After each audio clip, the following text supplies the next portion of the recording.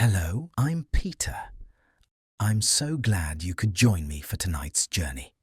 Here is a hard truth. You probably wouldn't last a single night in the world I'm about to describe. Not because you lack courage, but because we have forgotten what our ancestors knew about the Little Ice Age. This was an era where nature itself seemed determined to erase humanity, and survival was the only victory that mattered. Before we test your will against the winter, take a moment to like and subscribe. And let me know, are you watching from a snowy Chicago or a sunny Melbourne? Now get comfortable. It's time to face the freeze. The year is 1315, and something is wrong with the world. Spring should have arrived by now, but instead the rains continue. They've been falling since late autumn of the previous year, and they show no sign of stopping. In the fields of England and France, in the Low Countries, and across the German principalities, farmers stand in mud that reaches their knees, watching their carefully planted seeds rot in waterlogged soil. The landscape has lost all colour. The vibrant greens of a typical English May are gone, replaced by a monochrome palette of slate-grey water, black rotting vegetation, and the dull brown of hopeless earth. Mist clings to the valleys like a shroud blurring the horizon, so that the grey earth seems to merge seamlessly with the grey sky. The sky is a perpetual grey, heavy and oppressive, as if God himself has turned his face away from the earth. It's a dampness that permeates more than just the soil. It rots your spirit.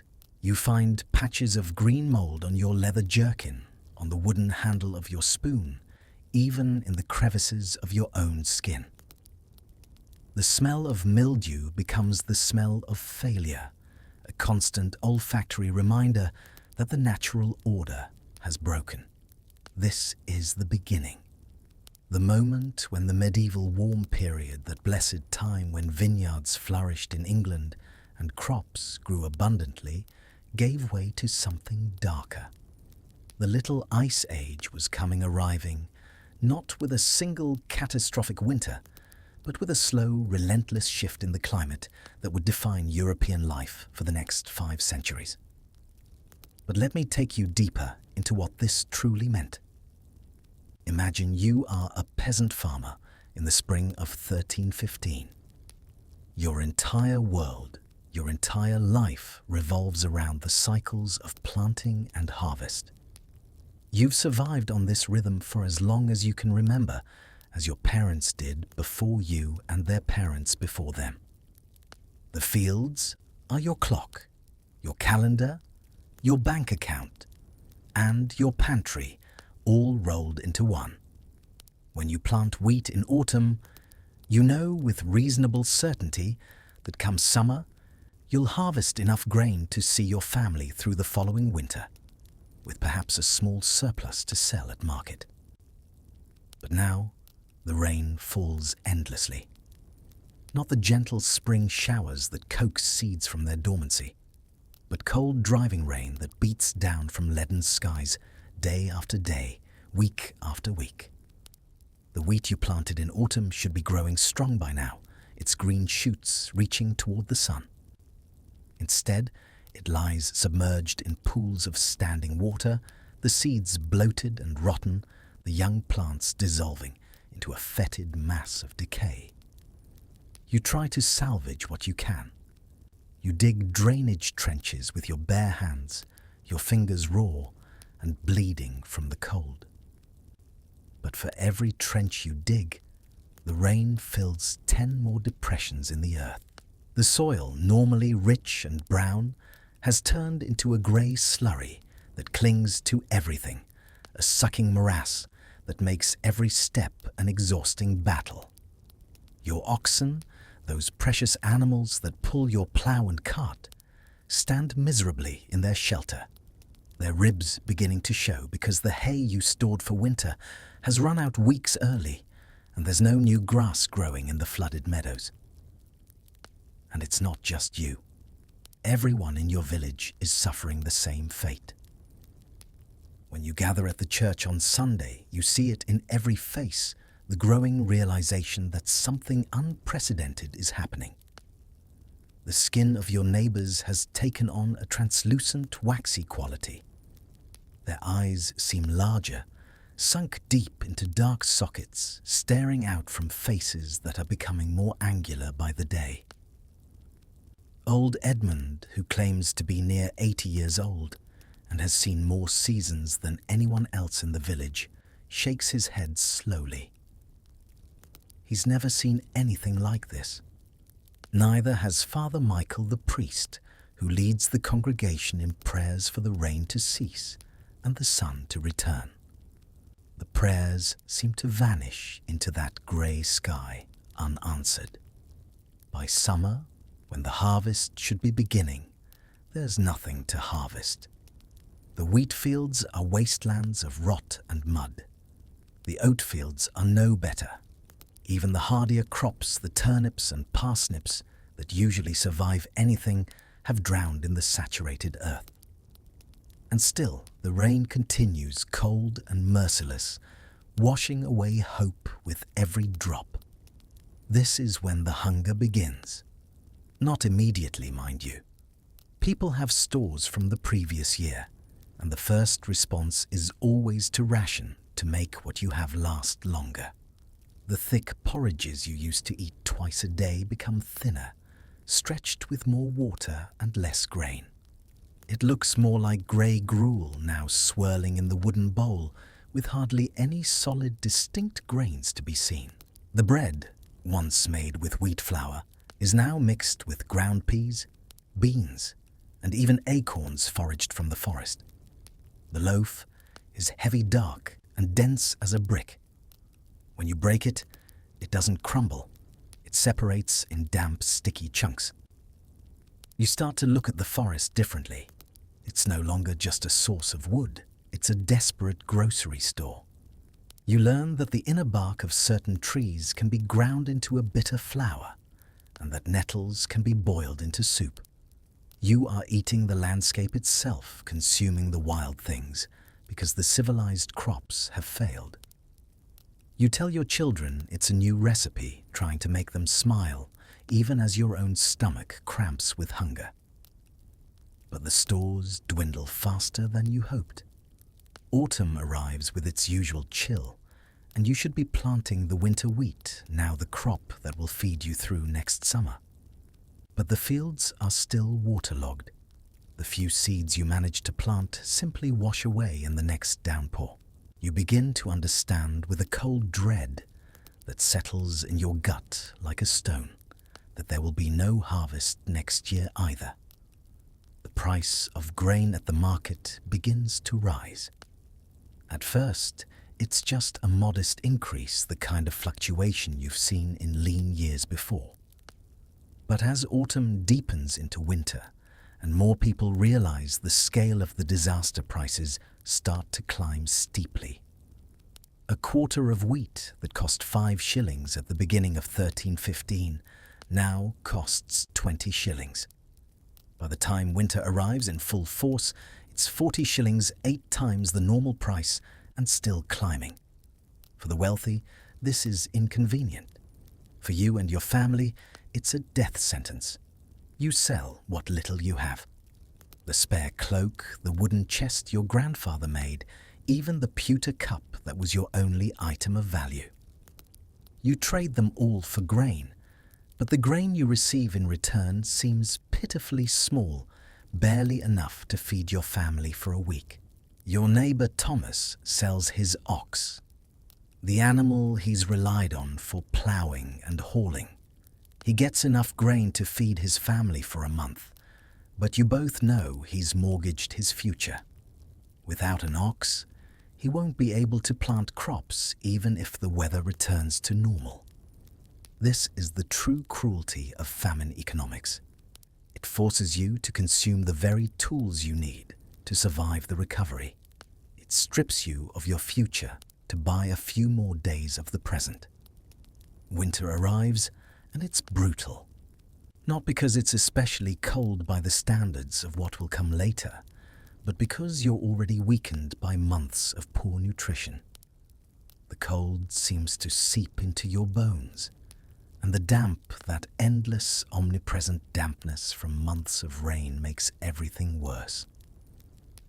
Your small house, normally cozy enough, feels like a cave carved from ice. Hoarfrost creates delicate fern-like patterns on the inside of the door hinges.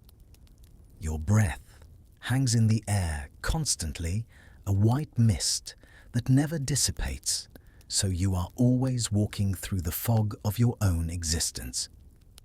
The peat fire in the center of your single room provides some warmth, but never enough. You huddle close to it with your wife and children, wearing every scrap of clothing you own, and still you shiver.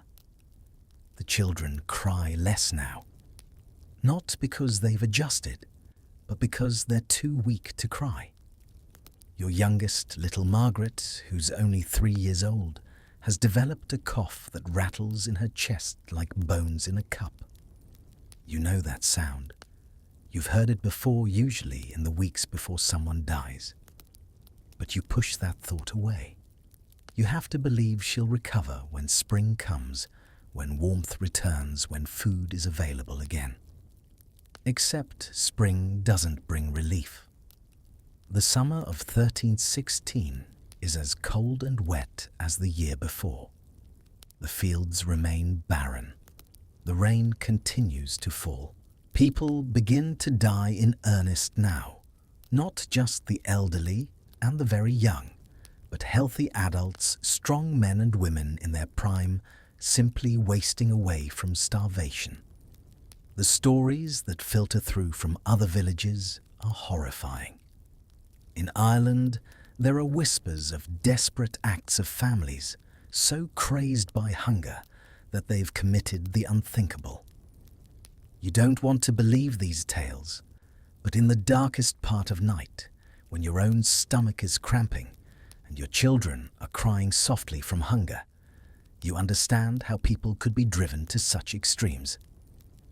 The boundary between civilized human and starving animal turns out to be terrifyingly thin, held together only by a few thousand calories a day. King Edward II of England. One of the most powerful men in Europe finds himself trapped in the same disaster.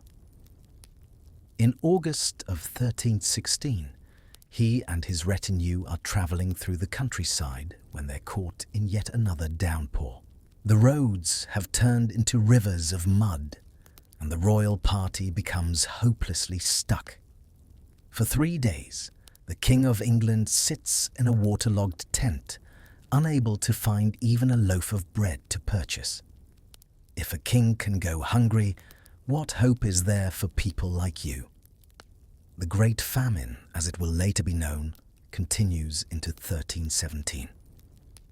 By the time it finally ends, when the weather patterns at last shift back towards something resembling normality, somewhere between 10 and 25% of Europe's population has died.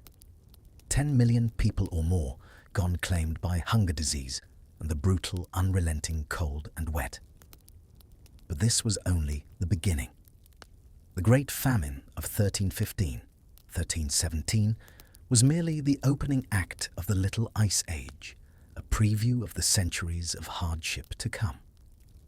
The climate had shifted, and Europe would have to learn to survive in this new, colder world, or perish trying. As you drift deeper into sleep, now imagine that transition. The moment when the old certainties dissolved, when the patterns that had governed life for generations suddenly meant nothing. Imagine the fear, yes, but also the resilience. Because people did survive. They adapted. They found ways to endure that seem almost unbelievable to us, now safe in our climate-controlled homes.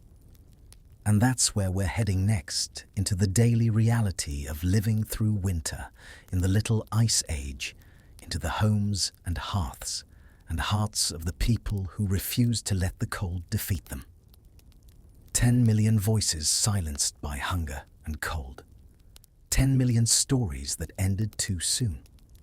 But millions more kept breathing. They learned, they adapted. And in the darkest nights of the darkest centuries, they invented ways of living that seem almost impossible to us now. Let your own breathing slow in, out, as we step inside one of those homes and discover how a single room, a single fire, and a few ancient tricks kept an entire family alive through the long medieval winter. Let me take you inside a medieval peasant's home during the depths of the Little Ice Age. Forget any notions of rustic charm or cozy cottages. What I'm about to describe is both ingenious and profoundly uncomfortable, a structure designed purely for one purpose, keeping its inhabitants alive through winters that could kill in a single night. Your home, if you're a peasant in 14th century England or France, is a single room roughly 20 feet by 15 feet. The walls are wattle and daub a framework of wooden poles, woven with flexible branches, and then plastered with a mixture of mud straw and, yes, animal dung. The dung isn't just added carelessly, it serves a purpose. As it dries, it creates an airtight seal, and the ammonia it contains actually helps repel insects. This isn't a small detail. In a world without pesticides, walls that naturally discourage beetles and flies are a silent daily blessing. The walls are thick, sometimes more than a foot deep, providing insulation against the freeze outside. If you look closely at the walls in the flickering light, you can see the texture of the daub, fingerprints left by your own hands when you plastered it, frozen in the dried mud like memories. The roof is thatched layers upon layers of straw or reeds carefully overlapped and packed down.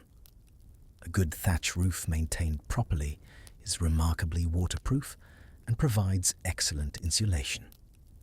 But here's something that would shock you. The roof has no chimney. None. Instead, smoke from the central hearth fire simply rises up and filters through the thatch slowly, continuously. This creates a layer of smoke that hangs in the upper half of the room, a grey, acrid cloud that stings your eyes and makes your throat burn. Why would anyone tolerate this? Because the smoke serves multiple purposes. It preserves the thatch itself. The tar and creosote from the smoke coat the straw and prevent it from rotting. And more importantly, they kill the insects that would otherwise infest it. The smoke also cures any meat you've managed to hang from the rafters, preserving it through the winter. And perhaps most crucially, that layer of smoke acts as an additional blanket of insulation, trapping warm air near the floor where you live and sleep. You live in a twilight world, a permanent dusk created by the smog of your own survival. This lack of clear light affects your circadian rhythm, plunging you into a hibernation-like state that perhaps helps you conserve calories. In the center of your single room is the hearth, a shallow depression in the packed earth floor, with stones arranged around it. This fire is the heart of your home in the most literal sense. It provides heat, light, and the means to cook your food. Most importantly, it must never go out. Never. In the depths of winter, if your fire dies and you can't relight it quickly, you could freeze to death before dawn. So someone, usually the eldest daughter or the wife, is responsible for maintaining the fire, adding peat or wood throughout the night, watching it even in sleep, trained to wake at the slightest diminishing of its glow. Fuel for this fire is precious beyond measure. Firewood is the currency of survival. If you're fortunate enough to live near a forest, you spend countless hours during autumn and early winter gathering deadfall, dragging branches back to your home and chopping them into manageable pieces. But most forests are owned by the local lord, and collecting wood without permission can result in severe punishment. So you gather what you can legally supplement it with peat cut from bogs, dried cow dung, and even furze and gorse bushes that burn hot but fast. The smoke creates another problem beyond the constant irritation to your lungs. Everything in your home is covered in a layer of soot. Your few possessions, your clothing, your bedding, even your skin all carry this dark film. Respiratory diseases are common chronic coughs that last for years and weakened lungs that make you vulnerable to pneumonia. But this is simply accepted as the price of warmth. Now let's talk about sleeping arrangements, because this is where medieval survival becomes truly ingenious and deeply strange to modern sensibilities. In the coldest months, roughly from December through March, you do not sleep alone. I don't mean in the romantic sense. I mean that every member of your family, along with several of your animals, shares the same space, often the same sleeping area, for the simple purpose of conserving body heat.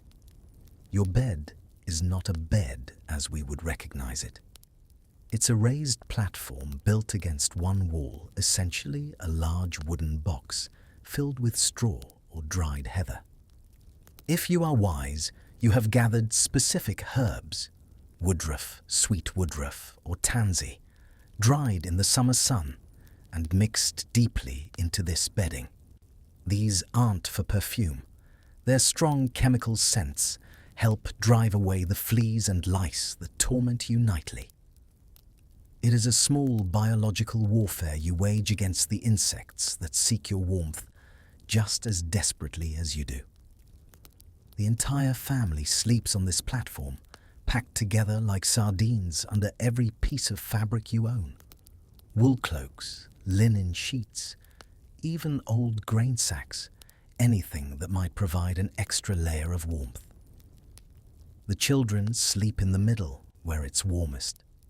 The adults sleep on the edges, their bodies forming a protective barrier against the cold.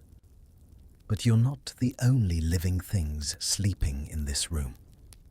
At the far end of your single-room home, separated by nothing more than a low wooden partition, or sometimes just a line of stones on the floor, your livestock sleeps.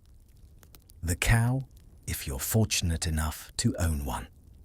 The pig, certainly because pigs were the most common livestock for peasants. Perhaps some chickens are roosting in a rough coop in the corner. These animals are not pets. They're heat sources. A cow is essentially a living, breathing furnace. An adult cow generates an enormous amount of body heat. And in the confined space of your home, this heat is priceless. The temperature inside your house might be only 5 or 10 degrees warmer than outside. But that difference, that modest increase, is often the difference between waking up in the morning and dying of hypothermia in your sleep.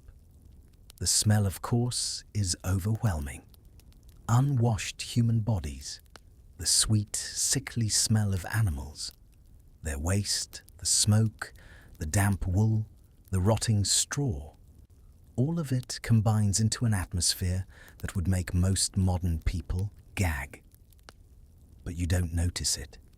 You've lived with these smells your entire life. They're the smells of survival of life continuing, despite the cold trying to end it. Some peasant homes, particularly in Northern Europe, were built partially underground. Not basements in the modern sense, but structures where the floor was actually 3 or 4 feet below ground level. This wasn't because people enjoyed living in holes.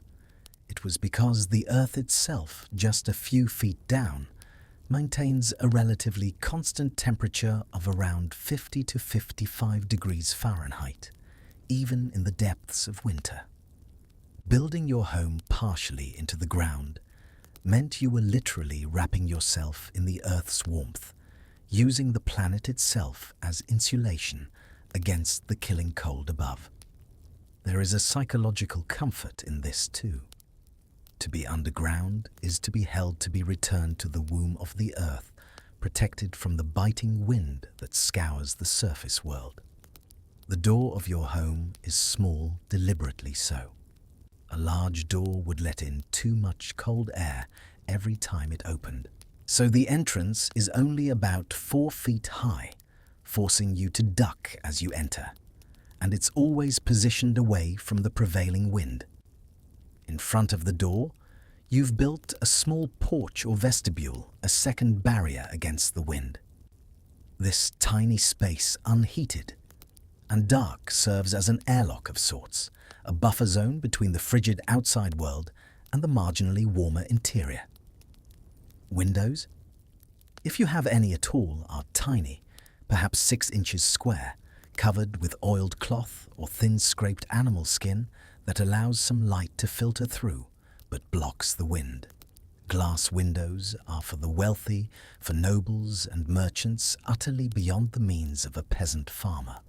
Most of the time, even these small windows are shuttered during winter, sealed tight with additional cloth or even stuffed with straw, because any opening is a pathway for heat to escape and cold to enter.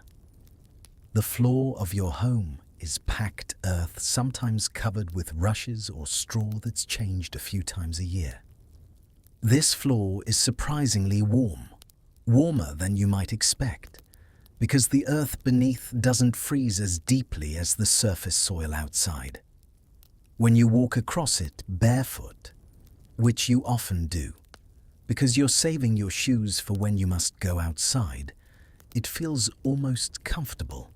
Certainly preferable to a stone floor that would leach heat from your body with every step. Privacy in the modern sense doesn't exist.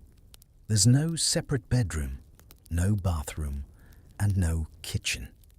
Everything happens in this single space.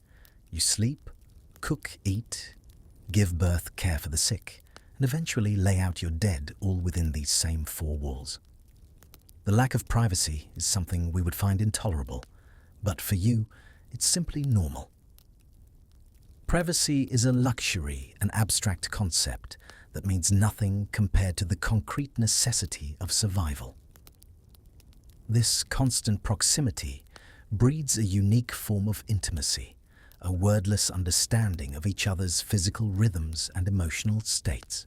You know your family, not just by their words, but by the texture of their breathing and the warmth of their skin. In the corner farthest from the fire, there's a large wooden chest, perhaps the only piece of furniture you own beyond the sleeping platform and a rough table. This chest contains everything valuable you possess. A few changes of clothing carefully folded. Some wool cloth was saved for emergencies. Perhaps a special cup or plate inherited from your parents. Your seed grain for next year's planting if you have any. And hidden at the bottom, wrapped in cloth, any small amount of money you've managed to save, a few copper coins that represent your hedge against disaster.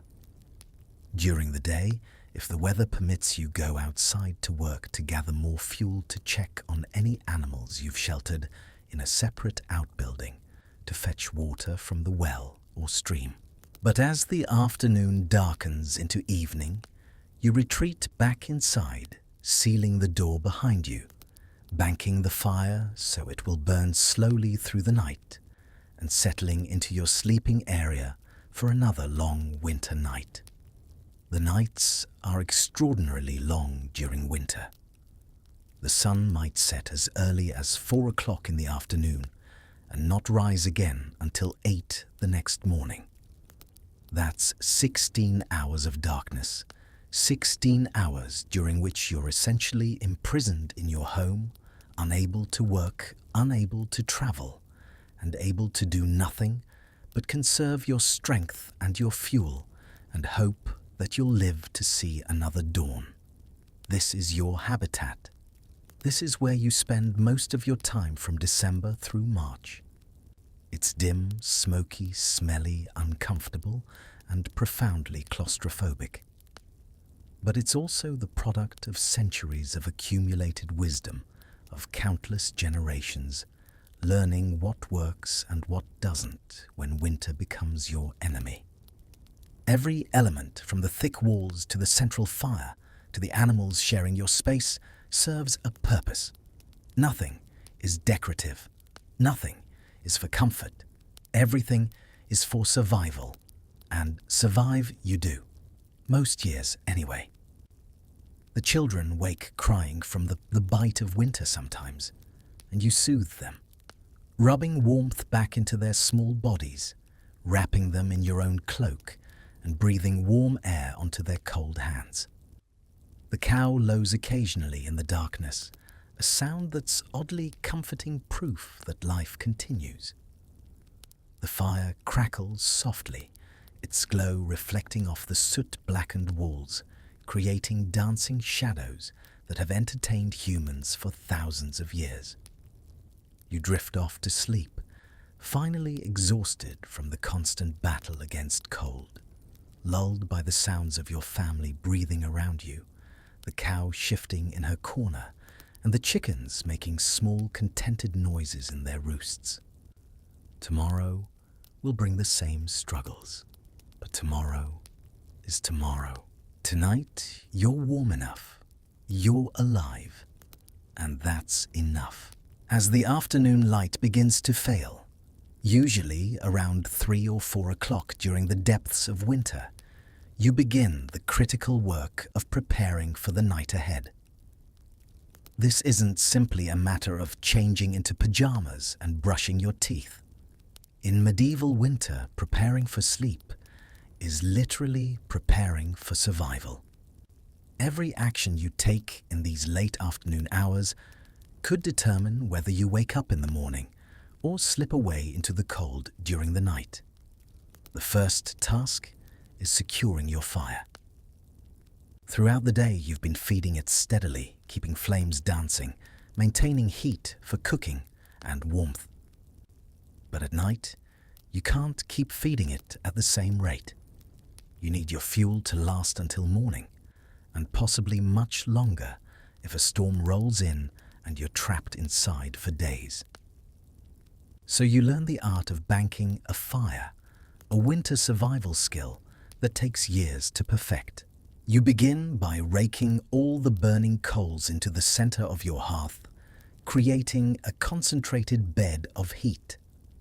Around this glowing core, you pack fresh peat or slow-burning logs. The driest wood you have placed carefully, so air can circulate, but not so loosely that the fire will burn too quickly. Then, and this is the crucial step, you cover the entire arrangement with ashes from previous fires, a blanket of fine grey ash that will insulate the coals, keeping them alive, but burning so slowly that they'll last 12, 14, even 16 hours. In the morning, you'll carefully remove this ash blanket, add some dry kindling, and blow gently until flames appear again, as if by magic. It's a technique that goes back thousands of years, far beyond the medieval period, passed down from parent to child, grandmother to grandchild, a continuous thread of knowledge that had saved countless lives. But if you do it wrong, if you pack the ashes too tightly or don't leave enough airflow, the fire will die completely during the night, and you'll wake to a cold hearth in a freezing house. The consequences of a dead fire are severe.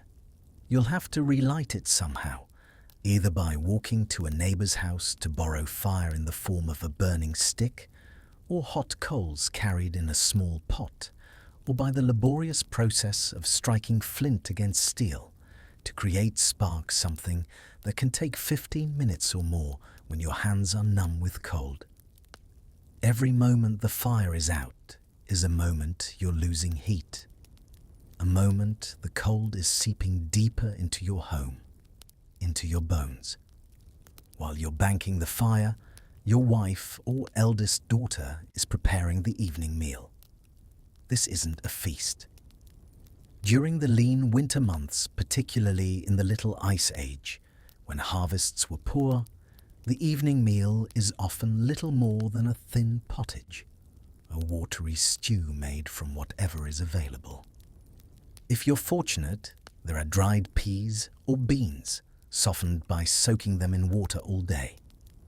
Perhaps a turnip or parsnip, dug from storage in your root cellar, cut into small pieces. A handful of grain barley or oats to thicken the mixture. Maybe, if you're very lucky, a small piece of salted pork the size of your thumb to flavour the whole pot. This pot, a large iron cauldron blackened by years of use, hangs over the fire on a chain or sits on stones arranged at the fire's edge. The pottage bubbles slowly, and the smell, while not appetizing by modern standards, is the smell of sustenance of life continuing. You eat directly from the pot, each family member taking turns with a wooden spoon, or simply tearing chunks from a hard loaf of bread to use as edible spoons, soaking up the thin liquid. There's no sense of abundance here. Every spoonful is rationed carefully because the food must last. The pantry, such as it is, holds whatever stores you managed to preserve from the previous harvest, and those stores must stretch from autumn until the next harvest in late summer. That's nearly a year, and you're always doing mathematics in your head. How much can we eat today? How much must we save for tomorrow, for next week, for next month, when the stores are even lower? Children get slightly larger portions than adults because they need to grow, because their small bodies lose heat faster, because you remember being a hungry child yourself, and you can't bear to see that hollow look in their eyes. But even so, no one goes to bed with a full stomach. You've learned to live with constant low-level hunger, that gnawing feeling that's your companion from December through July, only fading when the new harvest finally comes in. After the meal, there's the work of securing the house itself. Every crack and gap must be checked. During autumn, you stuffed these openings with a mixture of mud and straw and dung, but the material dries and shrinks during winter and gaps appear. So you go around with a candle feeling for drafts, your hand moving slowly along the wall until you find that telltale whisper of cold air seeping in. When you find a gap, you stuff it with whatever's at hand. More mud, if you have it, cloth straw, even tufts of wool pulled from your own clothing. The door gets special attention. You've already built that small vestibule I mentioned, but now you take an old blanket or cloak one too tattered to wear anymore, and you hang it over the inside of the door, creating another layer of insulation. This blanket will be stiff with frost by morning, but it will have blocked some of the cold, and that's what matters. Next comes the preparation of your sleeping area. That platform I described earlier must be made ready. The old straw is fluffed up, redistributed to fill any compressed areas. If you have fresh straw, you add a layer on top. This isn't for comfort, though it does provide some cushioning. Primarily, the straw is insulation, creating air pockets that trap heat. The more layers you have, the better insulated you are from the cold earth below, from the cold air above. Over the straw go whatever fabrics you possess. First, a piece of old sailcloth if you have it, or several layers of rough sacking. Then the better fabrics, wool blankets if you're fortunate enough to own any linen sheets, cloaks that you'll remove before sleeping, grain bags stitched together, anything and everything that can provide warmth. You're building a nest, and like a bird's nest, every element serves a purpose. Now comes one of the strangest rituals to modern eyes, the preparation of bed-warming stones. During the day, you've kept several smooth river stones at the edge of the fire, not in the flames themselves, but close enough to absorb heat. Now, as darkness falls completely, you carefully wrap each stone in cloth, multiple layers of wool or linen to prevent burns, and you place these wrapped stones into your sleeping area. One near where your feet will be, one or two in the middle, where the children will sleep, creating warm spots that will last for several hours into the night. I want you to imagine the luxury of this, because it was a luxury, this simple pleasure of climbing into a bed that isn't immediately shockingly cold. That moment when your feet, which have been cold all day, despite your wool stockings and wrapped leather shoes, finally encounter warmth. That brief period before the stones cool, when you can actually relax, when the constant tension of fighting cold can ease slightly. While you're preparing the sleeping area, you're also preparing your body for sleep. You don't undress, not really.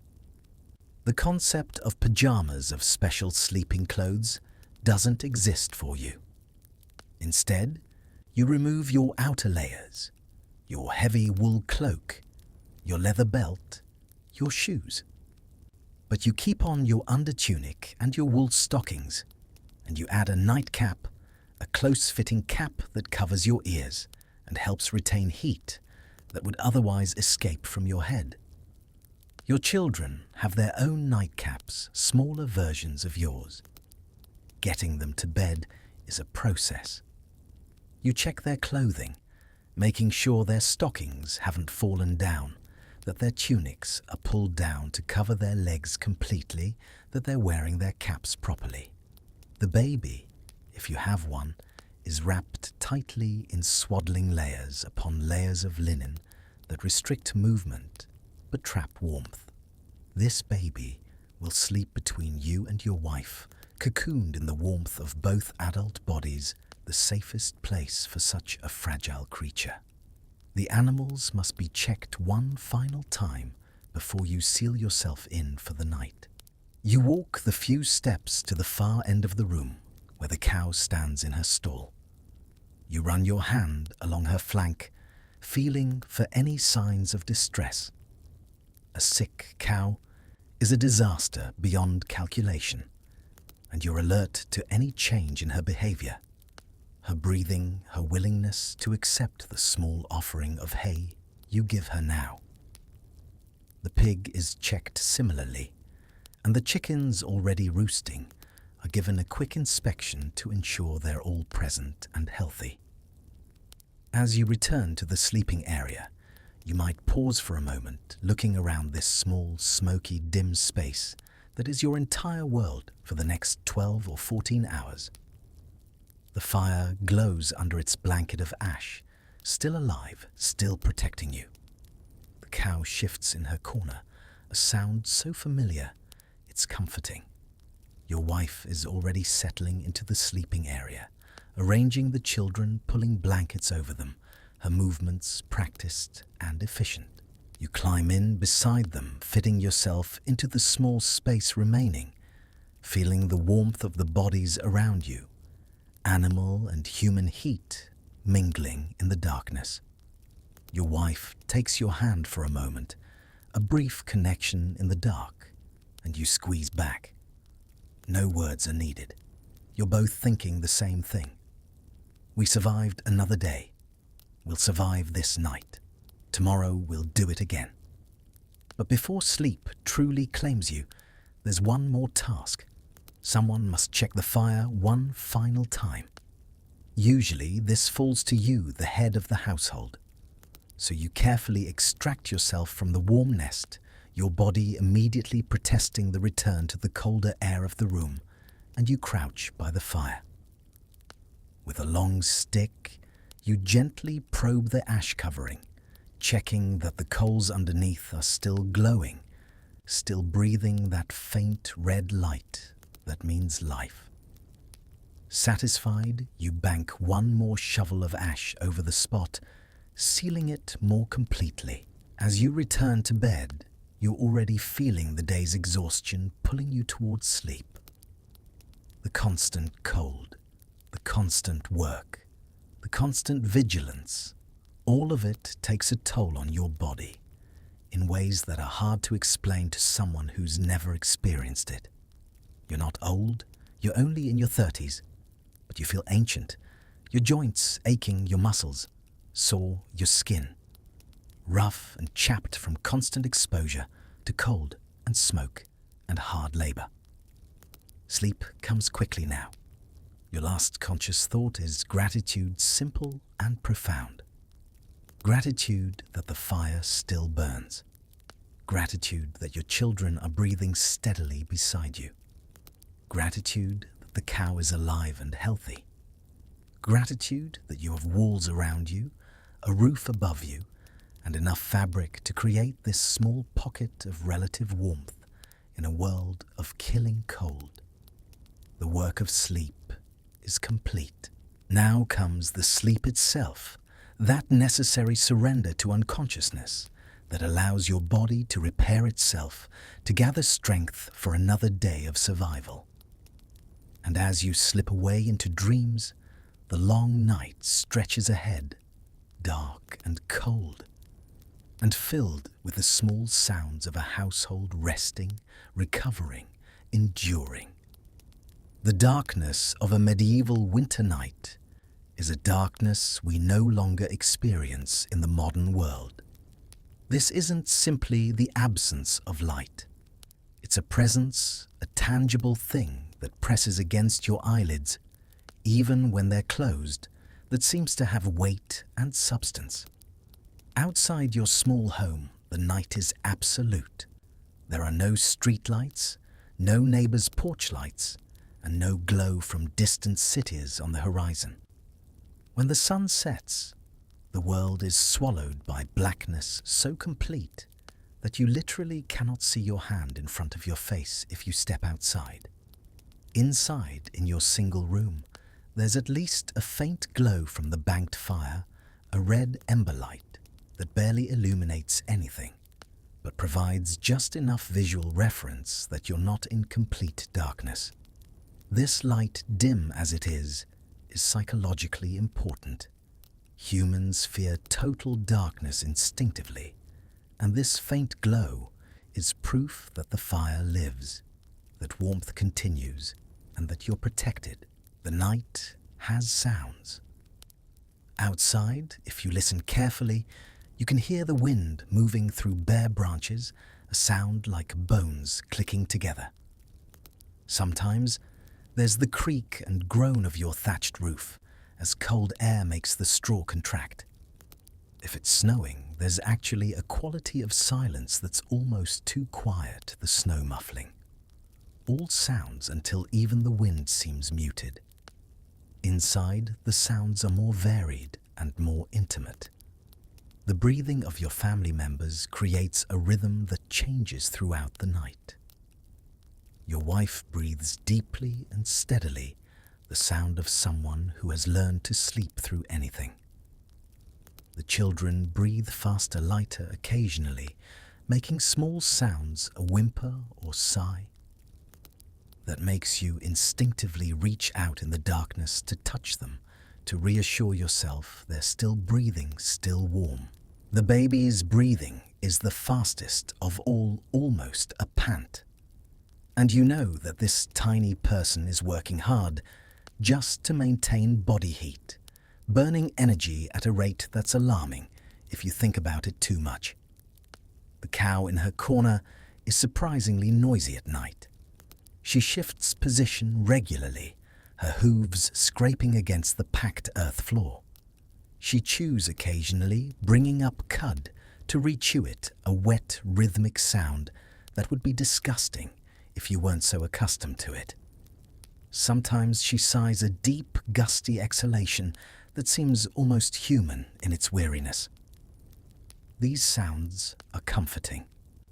A silent cow would be concerning, a sign that something might be wrong. But these normal nighttime sounds are reassuring. Life continues. The herd animal that represents a significant portion of your wealth and food supply is alive and healthy. The pig snores.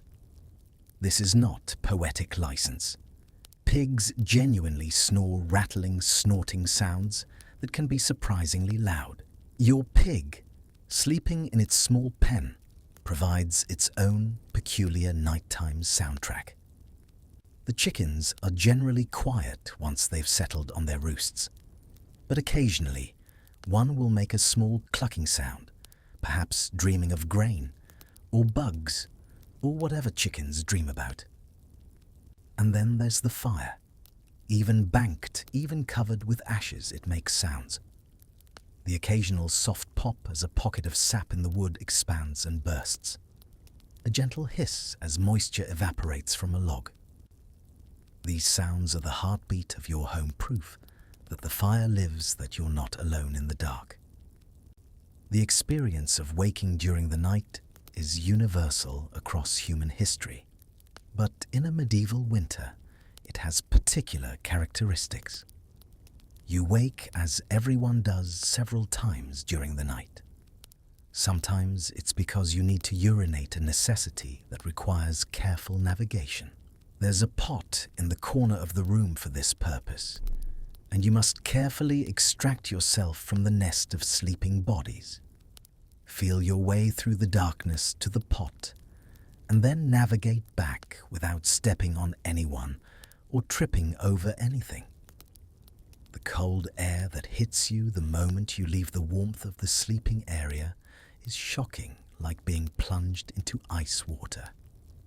You're shivering violently by the time you've finished and crawled back under the covers, and it takes several minutes of shivering before you generate enough heat to stop trembling.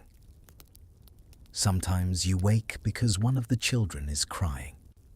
The cold has woken them, or hunger, or a bad dream, or simple discomfort. You soothe them as best you can, pulling them closer to share more body heat. Making hushing sounds, perhaps singing very quietly, an old lullaby your mother sang to you. Its words so familiar you don't even think about them. The child eventually settles, burrowing back into sleep, and you lie awake for a while longer, staring into the darkness, thinking about nothing and everything.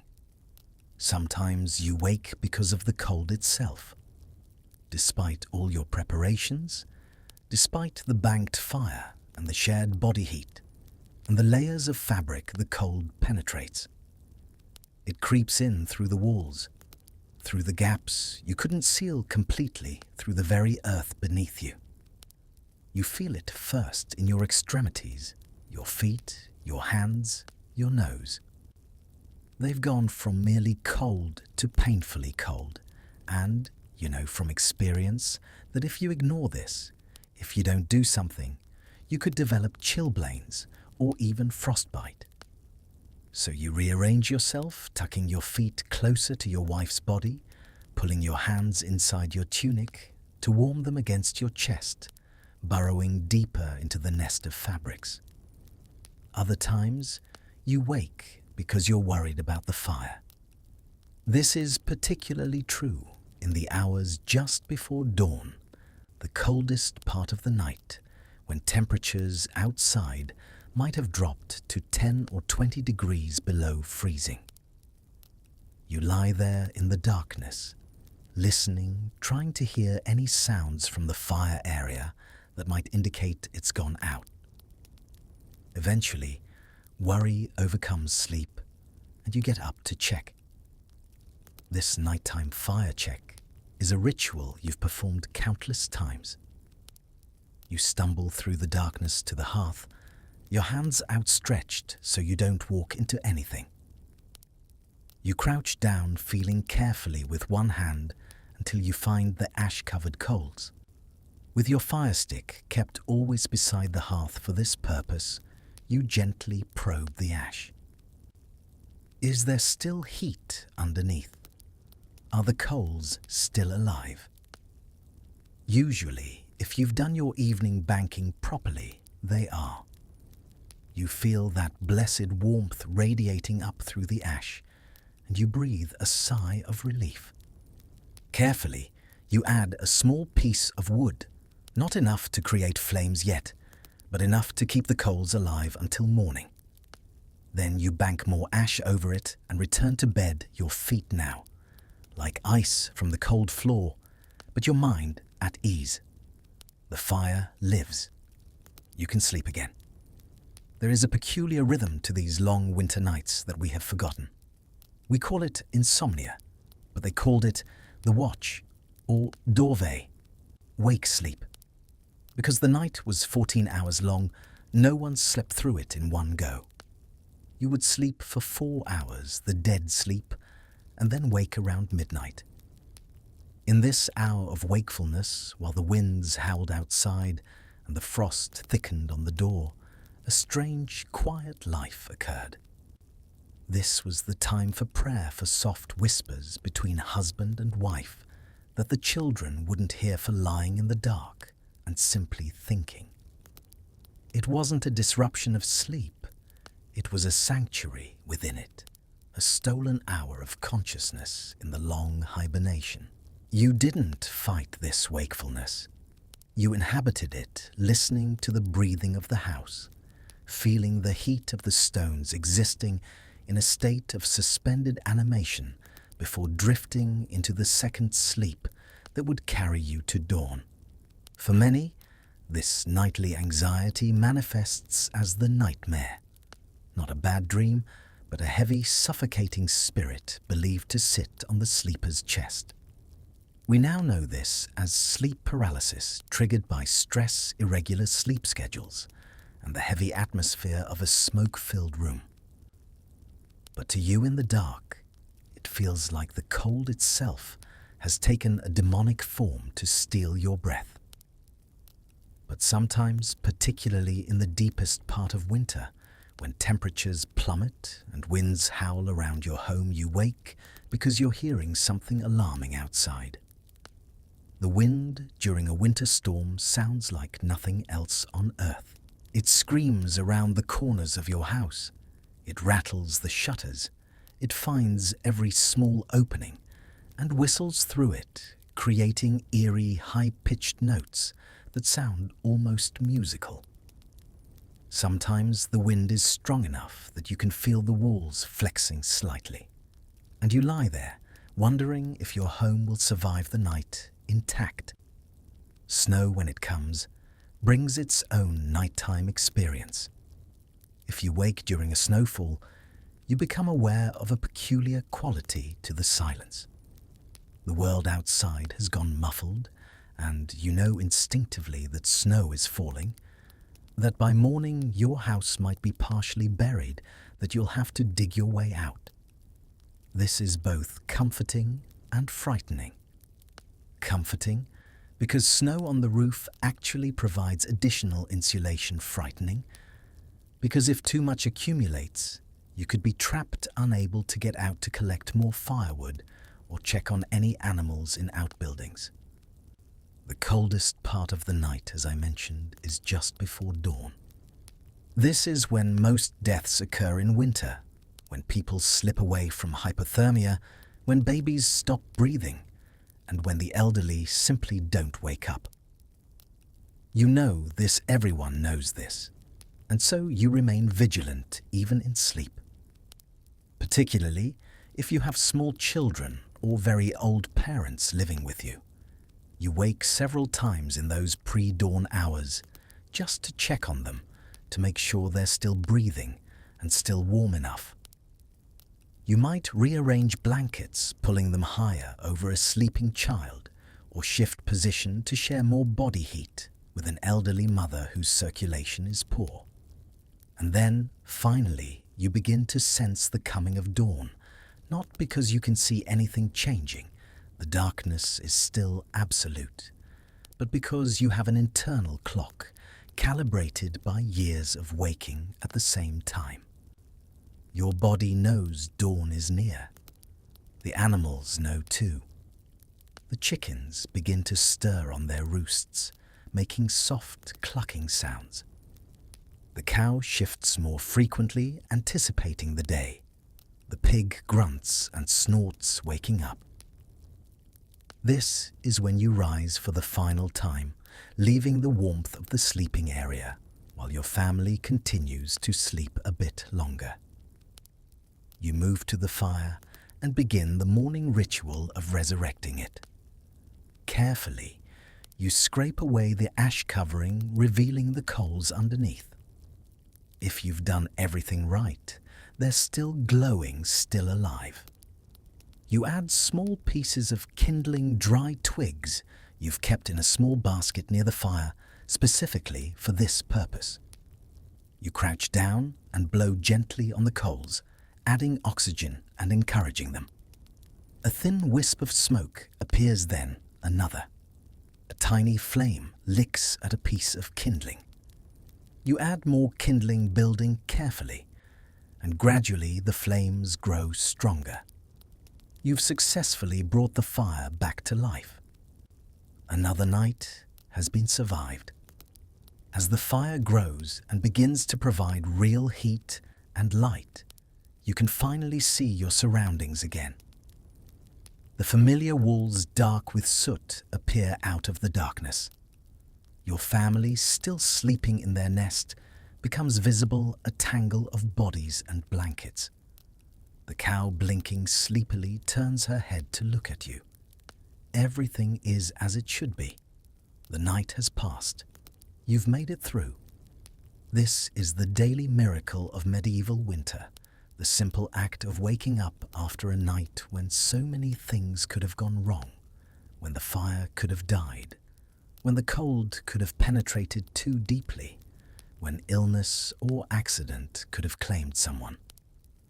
But here you are, alive, able to begin another day of survival. You feel exhausted. Still, the quality of sleep in medieval conditions was never restful in the way we understand it. But you're alive, and that's sufficient. You begin to move around quietly so as not to wake the others, yet adding larger pieces of wood to the fire, moving the pot into position to begin heating water for the morning pottage, starting the countless small tasks that make up another day of survival in the brutal grip of the little Ice Age winter. And as you work, as warmth gradually fills the room and light grows stronger, you might even feel a moment of something like contentment. You survived another night. Your family survived. The cow survived. The fire survived. And that's all you can ask for. Now that you understand what a normal winter night was like, let me take you to an extraordinary winter one, so severe that it's remembered 300 years later as simply the Great Frost. The winter of 1709 represents the most extreme point of the Little Ice Age, a season so brutal that it redefined what Europeans thought was possible in terms of cold. The cold arrived on the night of January 5th, 1709, the eve of Epiphany. Across Europe, people went to bed expecting a normal winter night, cold certainly, but manageable. What they woke to the next morning was unprecedented. The temperature had plummeted overnight, dropping to levels not seen in living memory, and in many places not recorded before or since. In Paris, thermometers read -15 Celsius. In England, William Derham, a clergyman who kept meticulous weather records, measured -12. In the north of France and Germany, temperatures dropped even lower, reaching -20, -25, colder than anything in living memory. But it wasn't just one night of extreme cold. That would have been manageable, difficult, but survivable. The cold persisted for weeks. The temperature remained below freezing continuously from January 6th through early February, a month of unrelenting cold that gave no respite, no opportunity for recovery. Even the daytime temperatures never rose above freezing. The sun, when it appeared through the grey winter sky, provided light but no warmth. It hung in the sky like a pale, useless coin, often surrounded by strange halos and sundogs, optical illusions caused by ice crystals in the air that made it look as if there were three suns mocking the frozen earth. It was as if nature itself had declared war on humanity. The effects were immediate and catastrophic.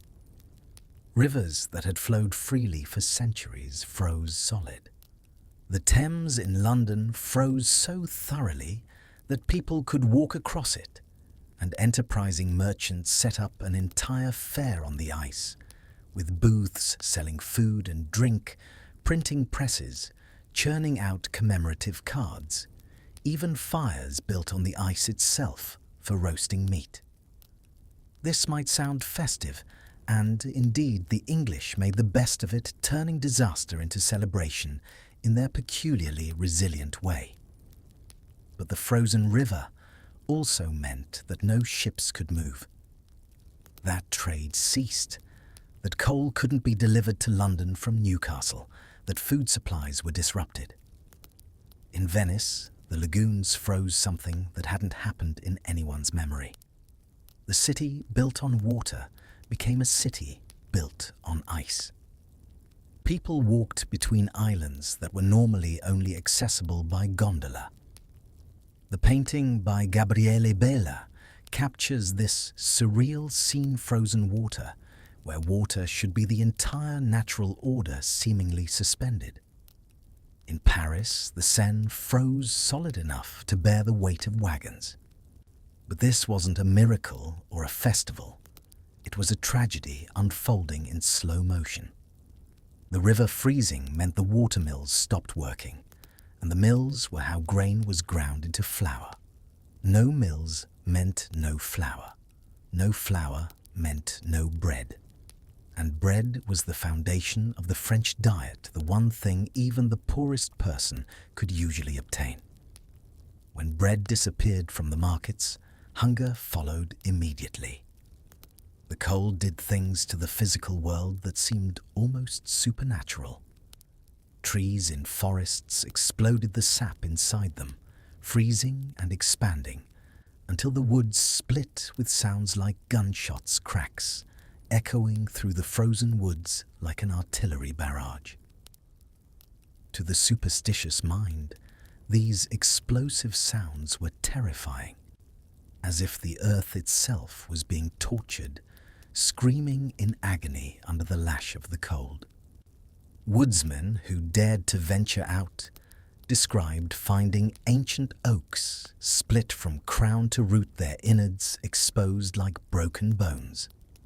Church bells cracked when rung, the metal too cold and too brittle, shattering instead of resonating. Wine froze in barrels in the cellars of French chateaux, something that should have been impossible, given that wine has a much lower freezing point than water, and cellars are traditionally safe from freezing. But this cold penetrated everywhere, respected no boundaries, no traditional safe spaces. People found that their morning bread left out overnight was frozen so hard they had to use hatchets to chop it into pieces. Ink froze in inkwells. The holy water in churches froze solid. Priests had to chip ice from the holy water fonts before they could bless parishioners. In some churches, the communion wine froze during Mass, and priests had to hold the chalice close to candle flames to thaw it enough to drink. The impact on agriculture was devastating and long-lasting. The cold came so early in winter, before snow had fallen to insulate the ground, that it penetrated deep into the earth.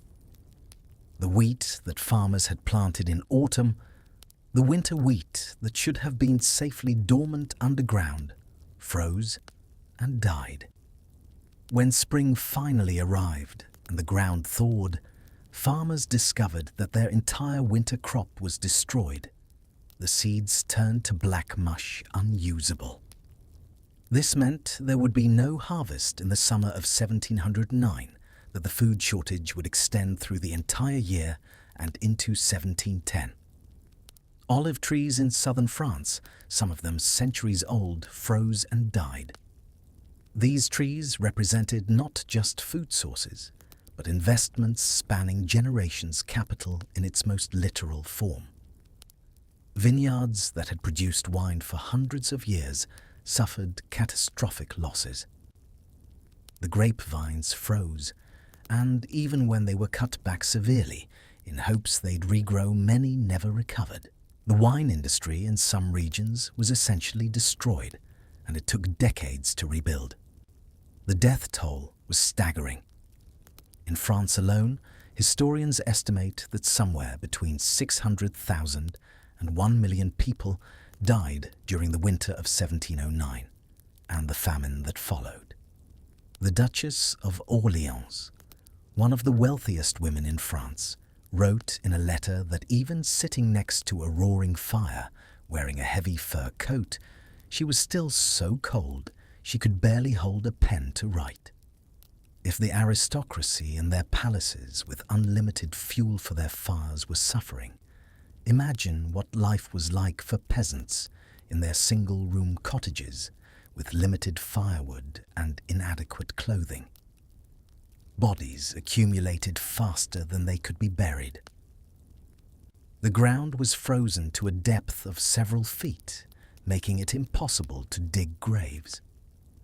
In many towns and villages, corpses were simply stacked in unheated churches or outbuildings waiting for the thaw. When spring finally came, the task of mass burials was overwhelming. Entire families had died together, frozen in their homes when their fires went out, or they ran out of fuel. The winter of 1709 also demonstrated the limits of social order under extreme pressure. Food riots broke out in Paris and other major cities. Starving people attacked grain warehouses, fought over scraps in markets, stole from anyone they perceived as having more than they did. The phrase, "as cold as 1709, entered the language as a benchmark for extreme suffering, a reference point that Europeans would use for generations afterward. King Louis XIV of France the Sun, king ruler of the most powerful nation in Europe, found himself helpless before this cold. His palace at Versailles, with its hundreds of rooms and countless fireplaces, couldn't be adequately heated. Courtiers huddled in their apartments, burning furniture when firewood ran out. The king himself, accustomed to absolute power, had to appeal to his people to send grain to Paris, effectively admitting that the royal government had lost control of the food supply. What caused the Great Frost? In terms we can understand today, it was a combination of factors. The Little Ice Age was already in effect, meaning temperatures were generally lower than the long-term average. On top of this, 1709 saw a particular alignment of atmospheric conditions that brought Arctic air masses far south into Europe and held them there for weeks. There was also likely a contribution from volcanic activity. The eruption of Mount Fuji in Japan in 1707, along with several other volcanic events in the preceding years, had injected ash and sulfur dioxide into the stratosphere, reducing the amount of sunlight reaching Earth and creating cooling effects that lasted for years. But people in 1709 didn't understand any of this. They had no concept of atmospheric pressure systems or volcanic forcing of climate. What they experienced was inexplicable divine punishment, a sign that God was angry with humanity for some reason.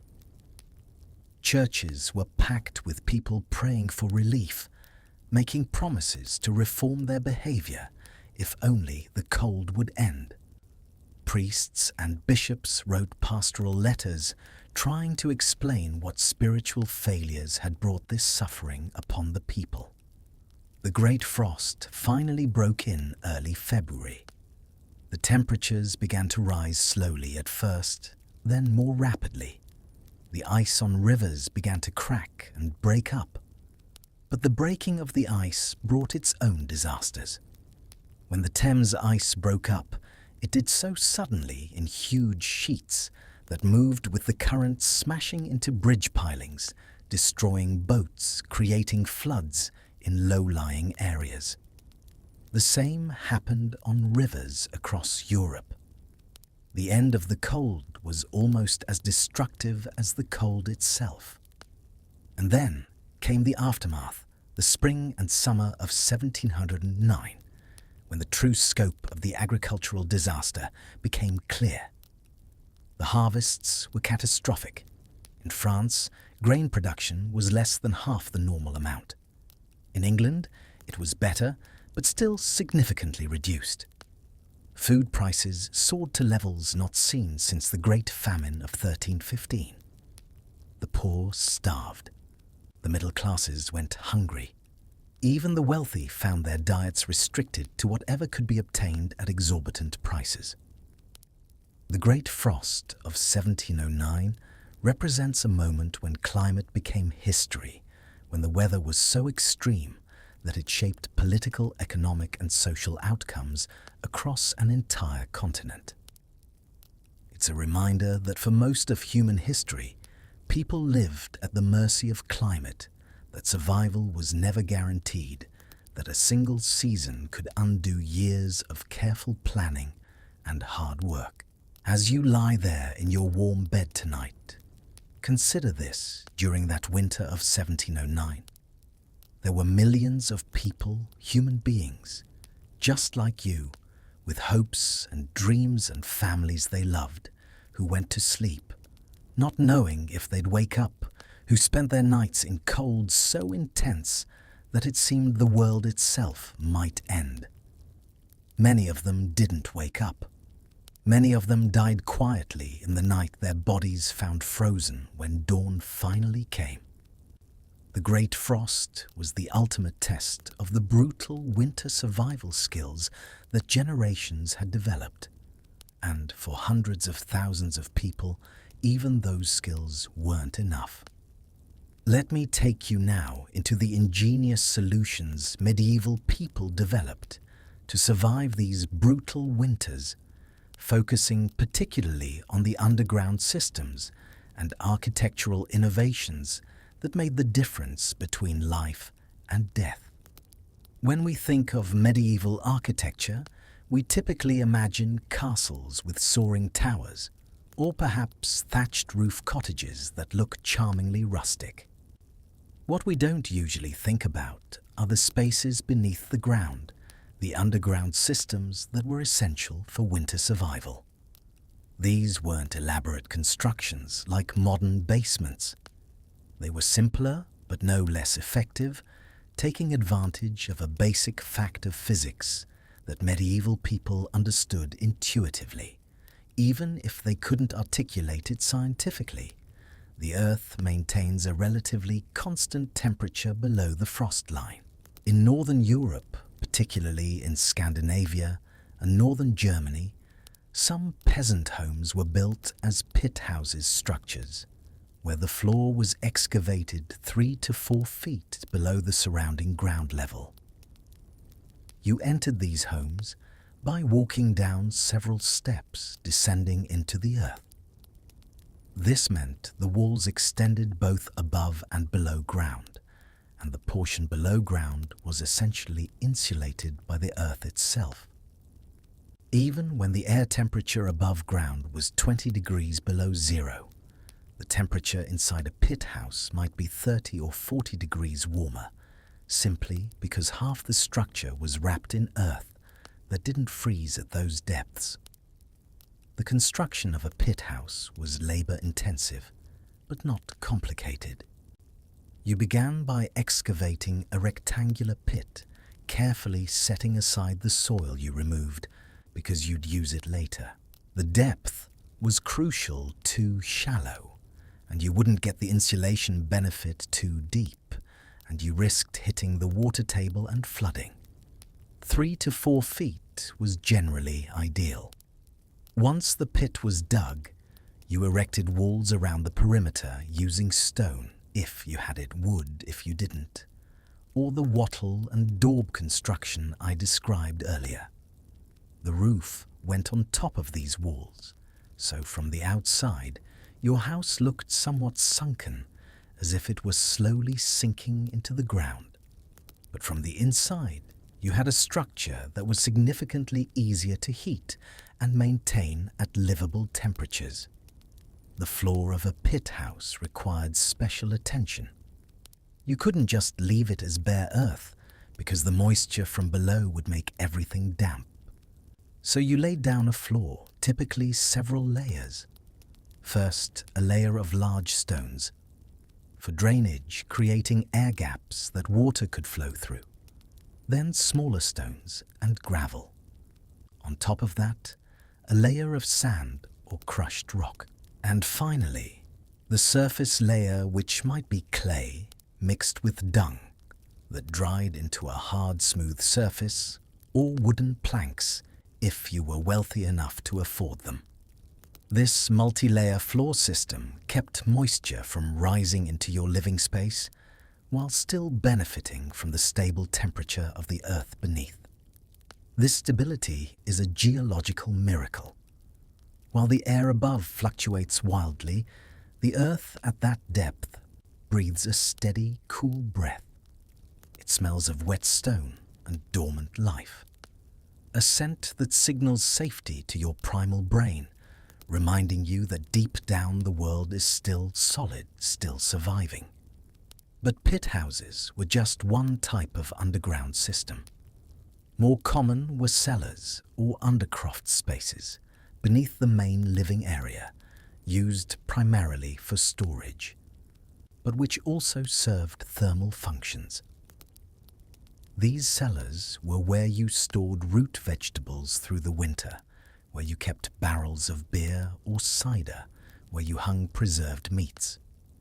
The temperature in a properly constructed cellar stayed just above freezing all winter, cold enough to preserve food, but warm enough that liquids didn't freeze a natural refrigeration system. Constructing a cellar required significant investment of labor and materials. The walls had to be strong enough to support the structure above, which usually meant stone construction, or in areas without good stone-thick timbers. The floor had to be lower than the frost line, typically at least 4 feet down, sometimes 6 feet or more in the coldest regions. And crucially, there had to be ventilation, small gaps or channels that allowed air to circulate slowly but prevented the space from becoming completely sealed, which would lead to dangerous accumulations of carbon dioxide and methane from decomposing organic matter. One of the most ingenious underground systems developed during the medieval period was the earth-sheltered barn or byre, a structure built into a hillside where one wall was completely earth-banked. These buildings housed livestock during winter, and by building them partially underground, medieval farmers achieved 2 important goals. First, they kept the animals warmer, with minimal additional heating. The animals' own body heat trapped in the earth-sheltered space was often sufficient to keep temperatures above freezing, even when outside air was far below. Second, the same warmth that protected the animals also prevented stored feed from freezing, ensuring that the hay and grain stayed dry and usable. In regions with particularly harsh winters, there was another underground innovation connecting tunnels.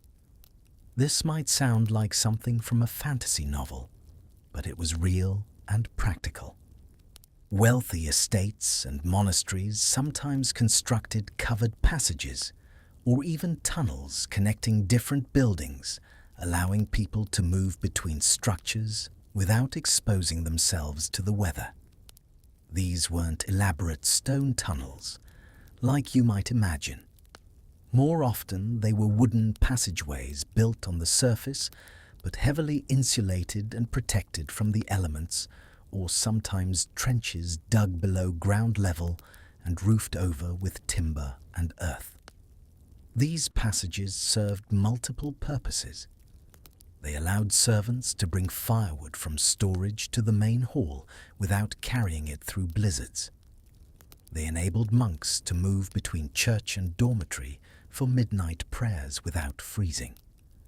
They provided protected access to barns and granaries during storms.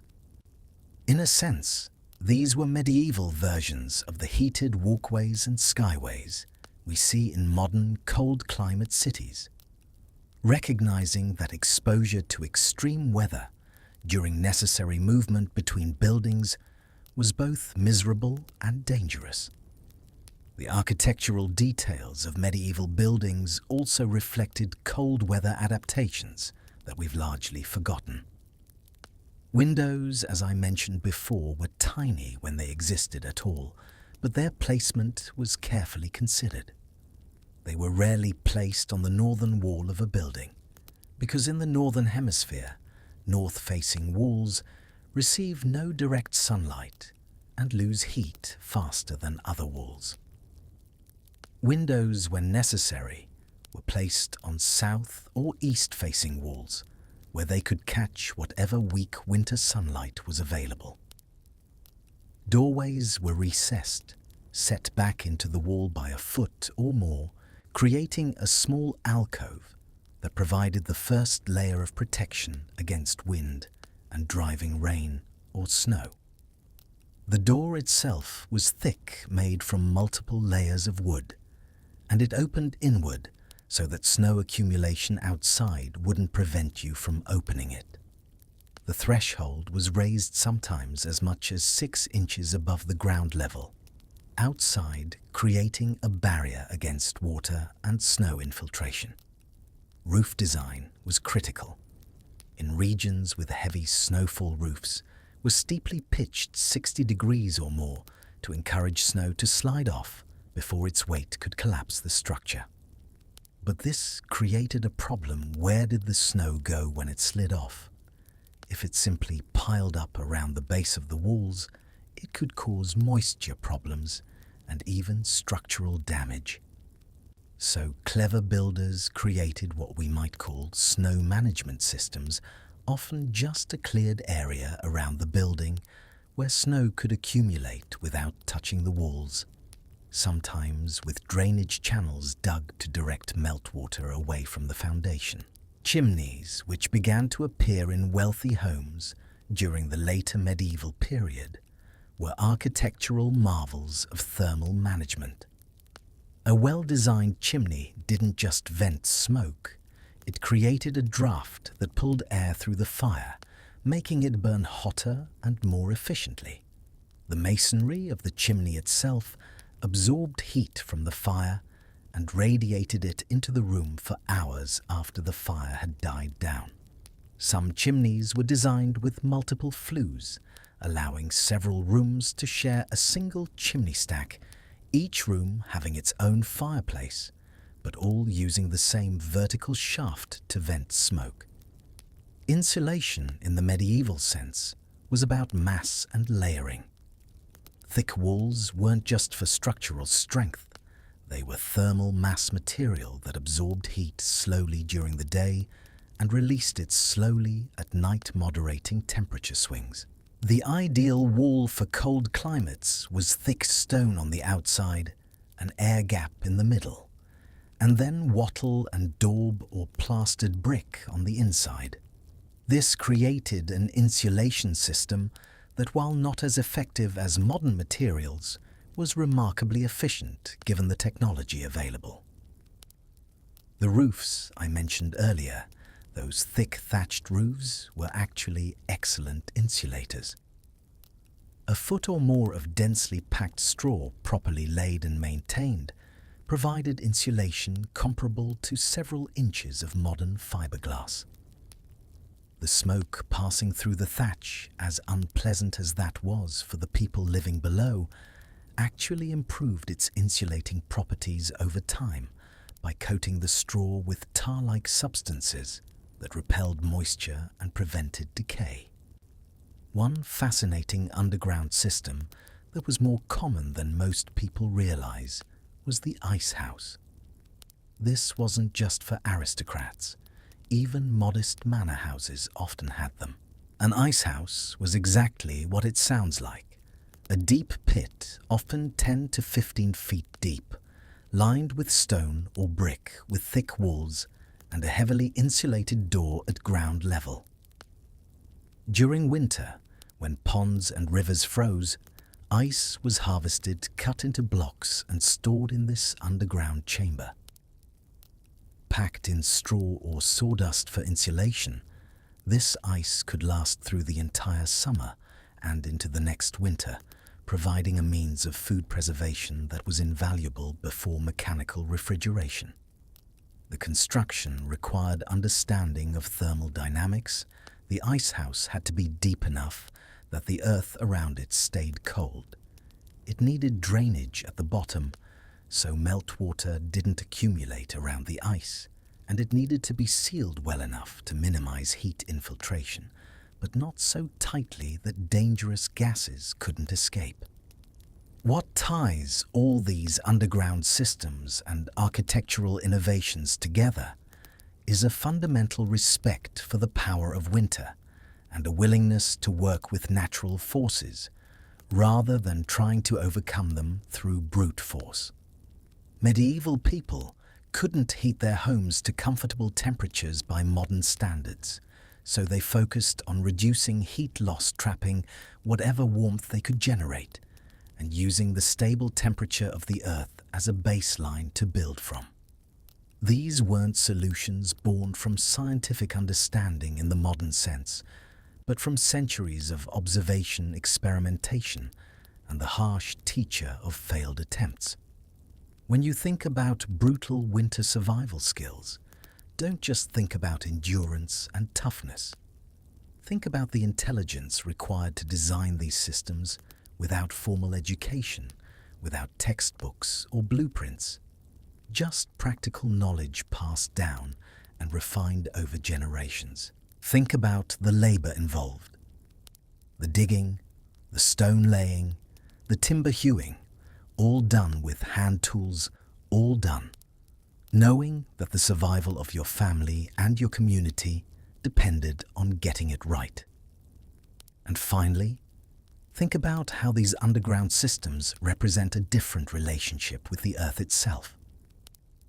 Medieval people didn't try to dominate nature. They tried to negotiate with it, to find compromises that allowed human life to continue in conditions that were inherently hostile. The earth-sheltered house, the root cellar, the connected passageways, all of these were acknowledgements that winter was more powerful than humans, and that survival lay not in confrontation, but in clever accommodation. Now, let me take you into the social world of medieval winter, because survival wasn't just about physical shelter and stored food. It was about the structures of community and ritual that held people together when everything else seemed to be falling apart. Winter, in the medieval period, was a time when normal social hierarchies were simultaneously reinforced and temporarily overturned. This paradox is essential to understanding how communities survived. On one hand, the lord of the manor still held ultimate authority, the church still collected its tithes, and peasants still owed labor obligations. But on the other hand, winter forced a kind of radical interdependence that made those hierarchies more flexible than they were during the rest of the year. Let me explain through a specific example. Consider the Feast of Stephen on December 26th, the day after Christmas. This was one of the most important days in the medieval winter calendar, not primarily for religious reasons, though those were significant, but for social reasons. On this day, it was customary for lords to demonstrate generosity to their tenants and servants, distributing gifts of food, sometimes clothing, and occasionally small amounts of money. This wasn't purely altruism. It was a calculated display of power and benevolence that reinforced the lord's authority while simultaneously acknowledging his obligations to those beneath him. But the Feast of Stephen also featured something remarkable, the custom of the Lord of Misrule. In many communities, a peasant, often chosen by lot or through some form of mock election, was designated as the Lord of Misrule for the period between Christmas and Epiphany. During this time, this person, who might be a farmer or laborer for the other 350 days of the year, had the authority to organize festivities, make decisions about community celebrations, and even in a limited and carefully circumscribed way, give orders to his social superiors. This wasn't rebellion or revolution. It was a pressure valve, a way of acknowledging the tensions inherent in the feudal system while temporarily suspending them in a controlled manner. The real lord could afford to be mocked gently by the Lord of Misrule, because everyone understood that when Epiphany arrived, normal hierarchy would resume. But during those 12 days of Christmas, something magical happened. A poor man could sit in the Lord's chair, wear fancy clothes, make jokes at the expense of his betters, and everyone, Lord included, was expected to play along. Why was this important for winter survival? Because winter was when tensions were highest. Food was short. Fuel was scarce. The work was hard and the rewards few. The constant cold and darkness wore on everyone's nerves. In this pressure cooker environment, something had to give. The Lord of Misrule tradition, along with similar inversions and festivities, provided a socially acceptable way for people to release frustration, to laugh, to feel briefly empowered, and then to return to their normal roles, with tensions somewhat eased. The church played a crucial role in winter survival, and I don't just mean spiritually. Monasteries and convents were required by their rules to provide charity to the poor, and this obligation was taken seriously. Many monasteries had a specific monk appointed as the almoner, whose job was to distribute food and sometimes medical care to the needy. During harsh winters, the line of people waiting at monastery gates for food could stretch for hundreds of yards. The monasteries couldn't feed everyone, they didn't have resources for that, but they could make a difference at the margins, keeping some people alive who might otherwise have starved. Parish churches, too, were centers of winter survival in ways that went beyond religious services. The church building itself, larger and better constructed than most peasant homes, served as a communal space. When someone's home was destroyed by fire, which happened with terrifying regularity, given the universal use of open flames for heat and light, the church was where the homeless family would shelter until new arrangements could be made. When someone died, the church was where the body was laid out until it could be buried, which in winter might not be until spring if the ground was frozen too hard to dig. The church calendar also provided structure to the endless darkness and cold of winter. Every saint's day, every feast, Every fast-marked time gave people something to anticipate, something to plan for. These weren't just religious observances. They were psychological tools for maintaining hope and sanity during months when every day could seem identical to the last, an endless succession of cold and dark and hunger. Consider Plough Monday, the first Monday after Epiphany, which typically fell in early January. This day marked the symbolic end of the Christmas season and the beginning of preparations for spring planting. Even though the ground was still frozen, even though actual ploughing was months away, Plough Monday was celebrated with processions, Morris dancing and the blessing of ploughshares in church. Men would drag a plough through the village, stopping at each house to perform a brief dance or song in exchange for food or small donations that would fund a communal feast later in the day. This tradition served multiple purposes. It reinforced community bonds through shared ritual.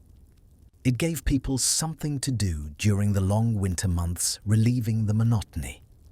It also provided a rare opportunity for physical play. On frozen fens and ponds, we find archaeological evidence of bone skates, polished horse or cow bones tied to leather boots. They didn't cut the ice like modern blades, but allowed the wearer to glide across the frozen surface using spiked poles for propulsion. For a fleeting hour, the deadly ice became a playground, a place of speed and laughter amidst the gloom. It created a sense of forward momentum, of moving towards spring, even though spring was still far away. And it redistributed resources, as the wealthier households contributed more food, while the poorer ones contributed their labor and entertainment. Now let me tell you about a social structure that was absolutely critical for winter survival. The informal networks of mutual aid that existed beneath the official hierarchy. These networks were often based on kinship, though not always. They were unwritten and unspoken, but everyone understood how they worked. If your cow died in midwinter, a catastrophe that could mean starvation for your family, your brother or cousin or neighbor would share milk from their cow, not enough to replace what you'd lost, but enough to keep your children from starving. When your firewood ran out and you were facing a choice between freezing or illegally cutting wood from the Lord's forest, someone would accidentally leave a bundle of firewood near your door where you'd find it. When illness struck and you couldn't work, others would take turns checking on you, bringing thin soup, keeping your fire going, ensuring you didn't die alone in the cold. These acts of mutual aid weren't charity in the modern sense, where giving is optional and one-directional. They were insurance. You helped others because you knew that someday you would need help, and the community would remember what kind of neighbor you'd been. The old woman who lived alone in the smallest cottage might seem like a burden, someone who couldn't contribute labor or resources, but she had value in other ways. She knew which herbs could bring down a fever. She could sit with a sick child through the night while the parents slept. She could tell stories that distracted people from their hunger and cold. The community kept her alive because she was useful, but also because letting her die would have broken something fundamental in the social fabric. Communal work was another crucial survival structure. Consider the task of threshing grain, separating the edible kernels from the chaff. This work was done in winter in barns by groups of people working together. Threshing was hard labor, swinging flails to beat the grain, winnowing to separate wheat from chaff, bagging the finished product. But it was also social time. People talked, joked, sang work songs that synchronized their efforts and made the labor less tedious. Young people flirted. Children played at the edges of the work area. And most importantly, the barn where threshing occurred was warm from all the body heat of the workers, providing a respite from the cold outside. Similarly, spinning and weaving were winter tasks often done communally. Women would gather in one house, bringing their spinning wheels or hand spindles, and work together while children played nearby. This wasn't just about efficiency, though that mattered too. Having several people work together meant you could keep a larger fire going, sharing the fuel cost. It was about combating the isolation of winter. The long, dark months could drive you mad if you spent them alone in your cottage. These communal work sessions provided conversation, social connection, a sense of being part of something larger than your individual struggle to survive. Let me tell you about a specific social ritual that perfectly encapsulates the medieval winter survival mindset, the tradition of wassailing. On Twelfth Night, January the 6th, groups of people would walk through orchards, singing to the apple trees, pouring cider on their roots, placing toast soaked in cider on their branches, and making loud noises to drive away evil spirits. To modern sensibilities, this seems superstitious and silly. But understand what was really happening. The orchards were crucial economic assets. Apple trees provided fruit that could be stored through winter, and more importantly, they provided cider, a safe source of calories and hydration when water might be contaminated. The health of the orchard directly impacted survival. Wassailing was simultaneously a prayer for the tree's health, a social gathering that brought the community together, and a symbolic claiming of the orchard as community property that everyone had a stake in protecting. When you sang to the trees, you were really singing to each other, affirming community bonds and shared interest in survival. Storytelling was another social survival mechanism, though it's rarely recognized as such. During the long winter nights when work was impossible and there was nothing to do but huddle around the fire, people told stories. These weren't just entertainment, though they were that too. They were education, cultural transmission, moral instruction, and historical record all rolled into one. These stories often contained hidden survival manuals. A tale about a foolish boy who fell asleep in the snow wasn't just a fable. It was a warning about hypothermia. A story about a spirit that lived in the well was a way to keep children away from dangerous icy water sources. The supernatural became a tool to enforce safety rules that were too complex to explain to a toddler. The stories told in medieval winter nights were specific to the season. Tales of giants and dragons trapped in ice, of travelers lost in snowstorms who were saved by mysterious strangers, of magical fires that never went out, of food that multiplied miraculously to feed the starving. Many of our fairy tales originated in these winter storytelling sessions, and if you read them closely, you can see the winter survival themes. Hansel and Gretel were abandoned in the forest because their parents couldn't feed them during famine. Snow White is sleeping in a glass coffin like someone in suspended animation through winter. The Little Match Girl freezing to death on a winter street. These aren't arbitrary stories. They're cultural memories of real winter hardships processed through narrative until they become bearable, even beautiful. The role of women in winter survival deserves special attention because it's often overlooked.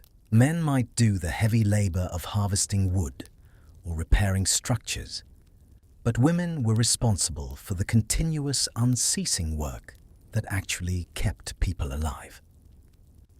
Women managed the fire, ensuring it never went out. Women cooked, stretching tiny amounts of food into meals that at least gave the illusion of fullness. Women nursed the sick, which during winter was nearly constant work. Women made and repaired clothing, spinning thread, weaving cloth, sewing, mending the endless cycle of textile production that provided the layers of insulation people needed to survive the cold. Pregnancy during winter was particularly dangerous.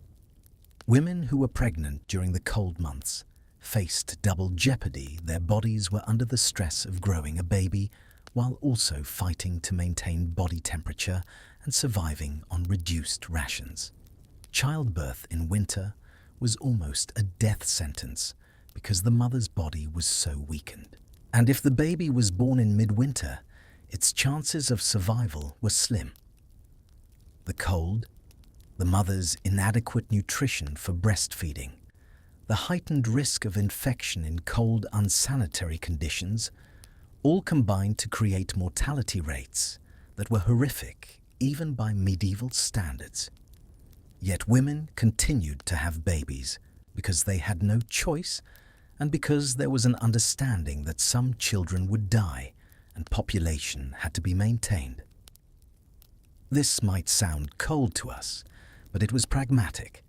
A family needed children who survived to adulthood, to work the land, to care for parents in old age, to continue the family line. You had 6 or 8 or 10 children, hoping that 3 or 4 would survive to adulthood. Losing children was expected, mourned certainly, but expected. The community helped with childbirth through the institution of the midwife and the support network of women who gathered for births. When a woman went into labor in winter, neighbors would come bringing whatever they could spare: extra wood for the firecloth, for swaddling food for the mother. They'd stay for days after the birth, helping with household tasks, giving the new mother time to recover. This wasn't optional, it was how the system worked. You helped because you'd been helped, and you'd need help again. One social structure that was particularly important for winter survival was the guild system in towns. Guilds were professional organizations of craftsmen, merchants, bakers, brewers, and so on, and they served as mutual aid societies. If a guild member died, leaving a widow and children, the guild was responsible for providing support until the widow remarried or the children were old enough to work. If a guild member became too old or infirm to work, the guild provided a pension of sorts. During harsh winters, when work slowed or stopped, guilds would distribute funds to members to help them survive until spring. The church also enforced certain social expectations that functioned as survival mechanisms. The concept of the just price for essential goods meant that during shortages, sellers weren't supposed to price gouge. This wasn't always enforced, and wealthy merchants often found ways around it, but the moral pressure was real. A baker who charged exorbitant prices for bread during a famine might find himself ostracized, refused service by other tradesmen, or even attacked by angry mobs. The threat of social consequences kept some level of restraint on the worst excesses of market economics during crises. There were also traditions around hospitality that functioned as survival networks. The concept of stranger rights meant that if a traveler appeared at your door seeking shelter during a storm, you were morally obligated to take them in, even if you barely had enough resources for your own family. This wasn't altruism. It was enlightened self-interest. You might be that traveler someday caught in a storm far from home, and you'd want someone to take you in. These hospitality obligations were taken seriously, and tales of people who turned away travelers only to face divine punishment were common cautionary stories. let me tell you about one final social structure, the communal oven. In many villages, there was a single large oven, often owned by the lord, but available for community use, where people brought their bread to be baked. You might think this was inefficient compared to everyone having their own oven, but it was actually a brilliant winter survival strategy. One large oven fired up once or twice a day used less total fuel than many small ovens, each burning continuously. It brought people together, creating social time around the necessity of baking. And it meant that someone, usually the person responsible for maintaining the oven, had guaranteed access to a warm space every day, and others could warm themselves briefly when bringing bread to bake or picking it up. All of these social structures, rituals, expectations, and networks were adaptive responses to the challenge of surviving winter in a pre-industrial society. They evolved over centuries, shaped by countless winters, refined by the experiences of generations. They weren't perfect. People still died, still suffered, still experienced tragedies that no amount of social support could prevent. But they represent a fundamentally different way of thinking about survival, one based on interdependence rather than independence, on community rather than individualism. As you drift deeper towards sleep, now consider this. Those medieval people living in conditions that would horrify us created social systems that in some ways were more resilient than our own.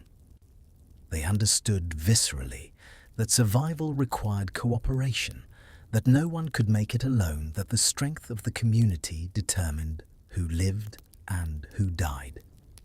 In our modern world, we pride ourselves on self-sufficiency, but we've lost something too, that deep understanding of mutual obligation and interdependence that our ancestors knew was the only path through the brutal winter.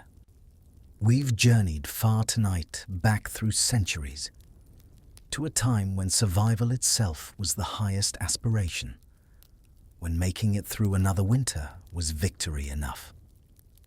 Now, as you settle more deeply into your warm bed, surrounded by comforts those medieval people could never have imagined, let me guide you gently back to the present, but carrying with you the lessons and the reverence for what was endured.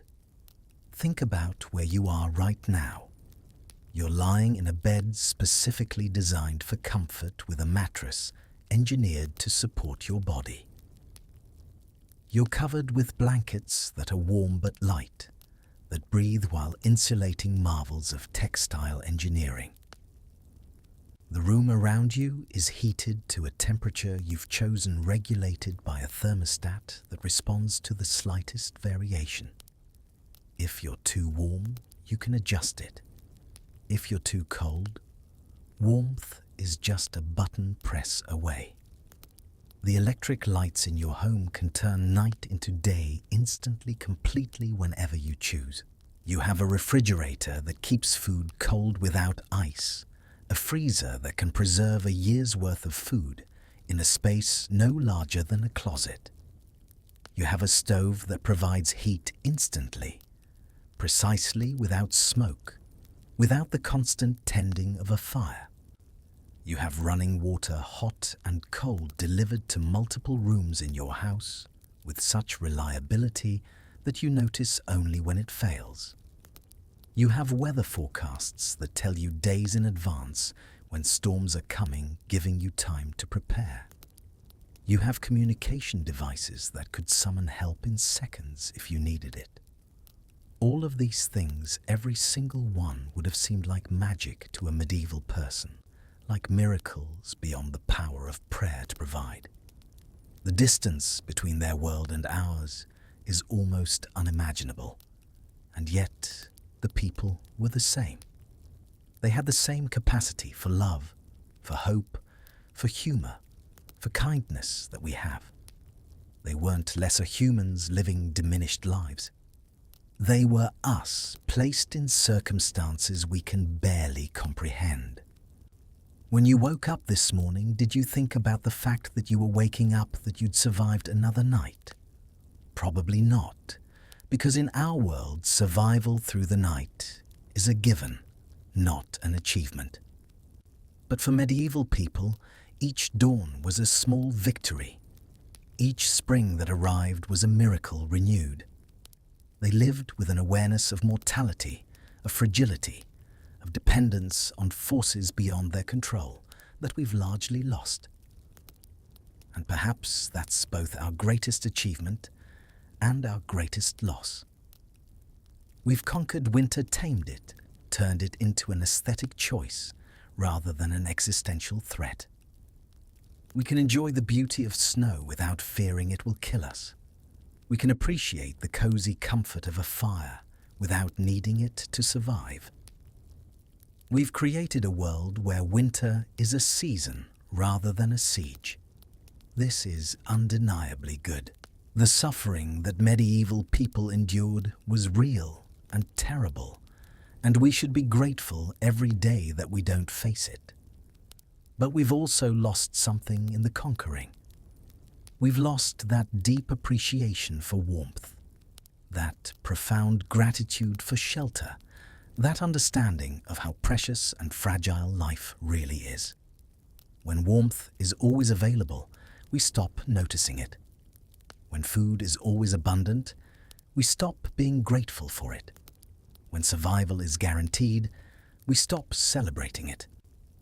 The medieval person who made it through winter felt genuine joy when spring arrived, a joy so deep it found expression in festivals and celebrations that lasted for days. They danced around maypoles and crowned queens of the May and celebrated with an intensity that seems almost excessive to us. But it wasn't excessive to them. It was proportional. They were celebrating being alive, being warm, seeing green growing things again after months of frozen brown earth. They were celebrating victory over an enemy that had tried to kill them and failed. When you think about the flowers they watched for the snowdrops and crocuses I mentioned earlier, understand that these weren't just pretty plants. They were heralds of hope, biological proof that winter was ending, that the world would turn green again, that food would grow, that survival was possible for another year. When a medieval person saw the first snowdrop pushing up through the last patches of snow, they felt something we can barely access. A relief so profound it was almost spiritual. There's a line from Julian of Norwich, a medieval mystic who lived through several brutal winters in the 14th century, that captures something essential about the medieval experience of surviving winter. She wrote, "All shall be well, and all shall be well, and all manner of things shall be well." She wrote this during the time of the Black Death, during years of failed harvests and bitter cold, during a period when it seemed like the world might be ending. And yet, she found this profound optimism, this deep assurance that despite everything, despite the suffering and the death and the cold, everything would ultimately be all right. And they were right. Every single year, no matter how endless the winter seemed, the days began to lengthen almost imperceptibly. The first tiny snowdrop pushed through frozen ground, then another, then a crocus purple against the white, then the faintest hint of green on the willow branches. They watched for these signs the way sailors watch for land. And when they came, the relief was so deep, it felt like being reborn. This wasn't naive optimism. Julian had lost people she loved to plague and famine. She knew suffering intimately, but she also knew. Survival knew that humans are resilient beyond measure, that communities can endure things that seem impossible, that spring always eventually follows winter. That's the deepest lesson of medieval winter survival. Not just the practical techniques, not just the clever underground systems and social structures, but the psychological and spiritual resilience that kept people going when every rational assessment would suggest giving up.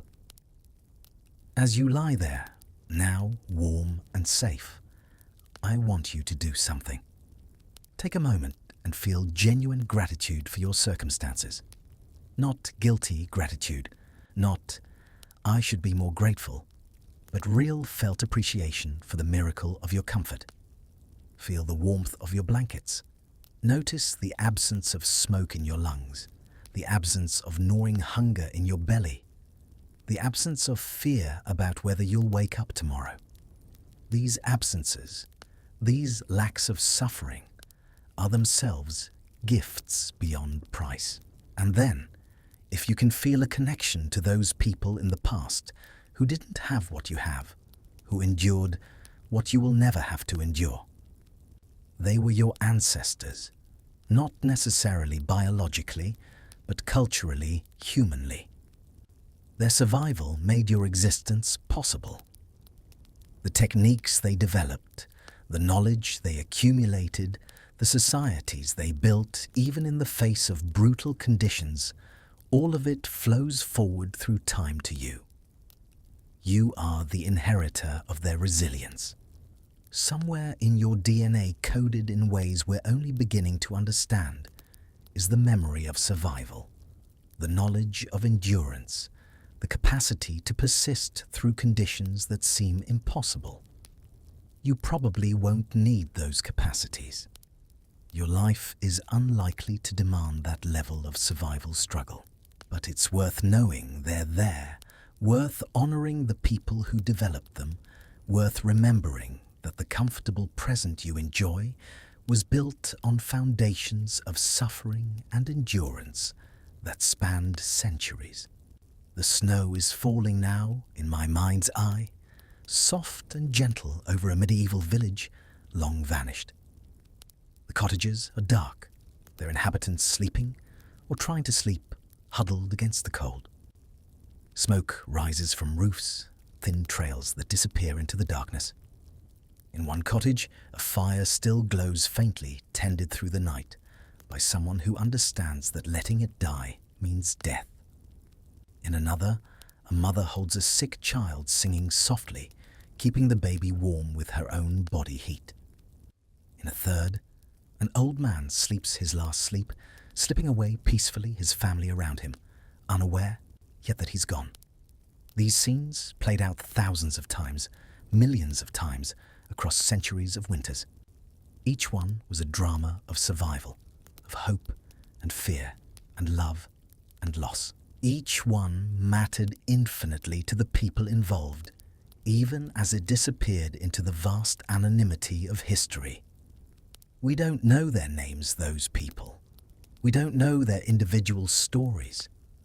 But we know collectively what they endured, and we honor it by remembering, by understanding, by carrying forward their legacy of resilience. The snow continues to fall, covering everything, in white softening edges, making the world quiet and still. In the silence, in the cold, in the darkness, life persists. The fire burns, the heart beats.